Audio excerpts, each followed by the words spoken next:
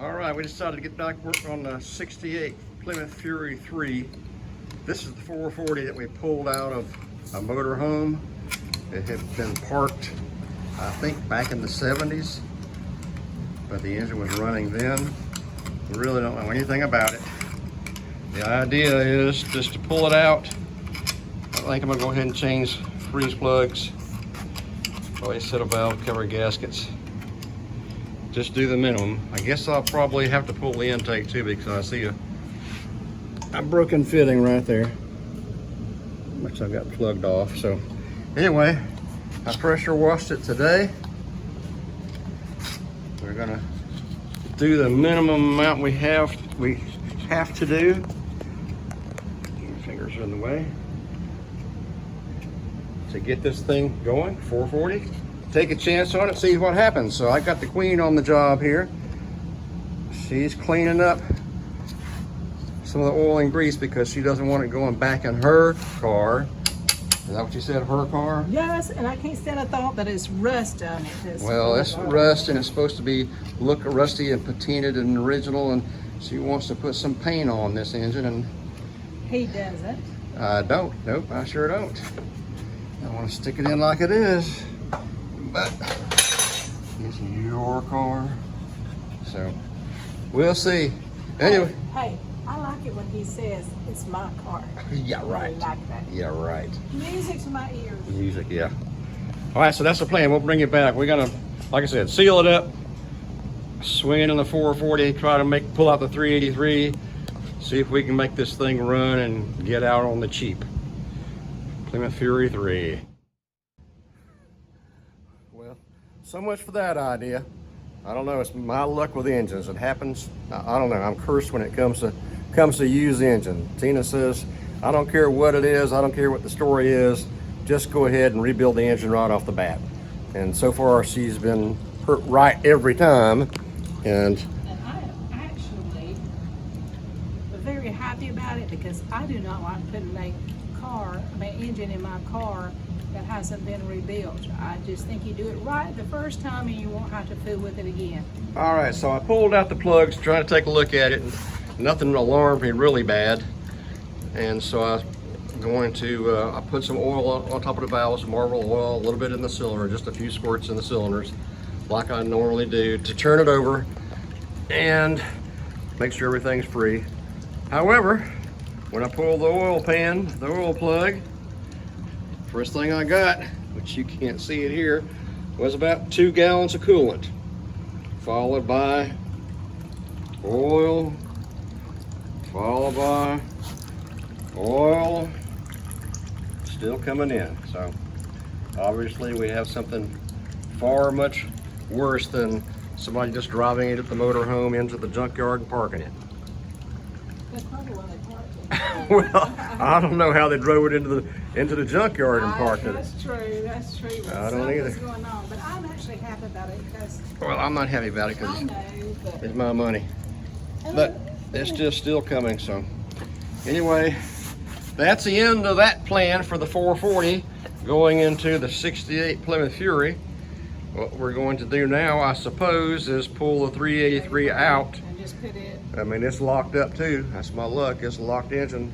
Pull it out and go through it, put it back in, and save the 440 for... Another one of my cars. No, not for one of your cars. I was thinking about Betsy. Maybe for Betsy, maybe for the 48, I don't know. 440 would be pretty cool in that car. All right, that's the end of this. Oh well, we can't get a break. We tried. We tried. Aaron's not gonna be happy at all. No, Vern's not gonna be happy at all. But All right, happy. catch you later. Bye. Bye. We're in South Carolina. It's freaking hot. Russ Queen just walked out the door to get my other camera, and when she did, I felt a heat wave hit. It's unbelievable. I just checked the thermometer. It's 95 degrees. Jesus, miserable hot here.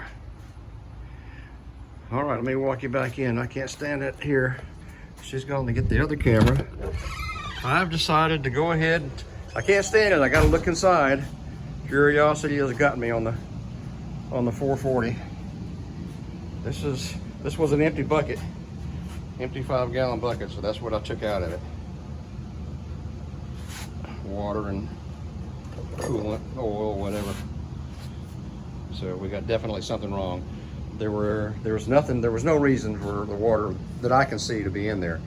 When I pressure washed it this morning, I only had one source of water being able to get in, and I have this blocked off. Big thick plate and gasket that I made. It's all blocked off, sealed off, and full of duct tape. And right here is another source, but I had that blocked off too. So, and then I noticed on the drain plug, which I'll show you later, half the drain plug is rusted away, rotted away. I'll show you that in a still shot. So I'm gonna go turn it over, pull the oil pan and see what we have. Can't get a break, you guys. All right, bring it back shortly. All right, it's not as bad as I expected. That's the pickup there.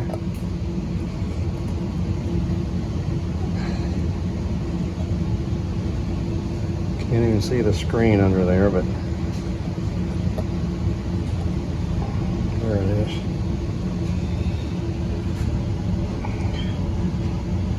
It's a sludged up mess, but I think I can clean it up, actually. Maybe. It's not as bad as I expected. Maybe when we get lucky. Let's take a closer look and see. All right, don't know if we can show you this or not. You can see it. Yeah, we're not gonna be able to focus on it. Anyway, we got at least one wiped out, pretty much wiped out cam lobe. There's one right there you may be able to see. Can't get a good angle on it. So we got at least one wiped out cam lobe. In fact, all the lobes that I'm looking at. And the lifter base is all rusted. The camshaft's rusted. And the timing chain's worn completely out. Well, you can see it there, I think. So, it's gonna be a rebuild for sure. I don't know what that piece of metal is right there. It beats the crap out of me. Anyway, thought we'd get lucky. We didn't. That's the way it works. We'll get this one rebuilt, figure out what we're gonna do on the 383 and on the 68 Plymouth Fury. Catch you guys for sure next time.